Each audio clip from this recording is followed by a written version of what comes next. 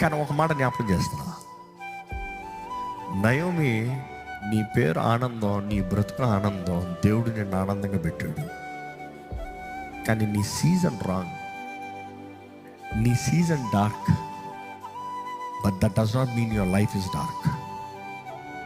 నీ పరిస్థితులు బాగాలేదు అంతేకాని నీ జీవితం బాగాలేదు కాదు.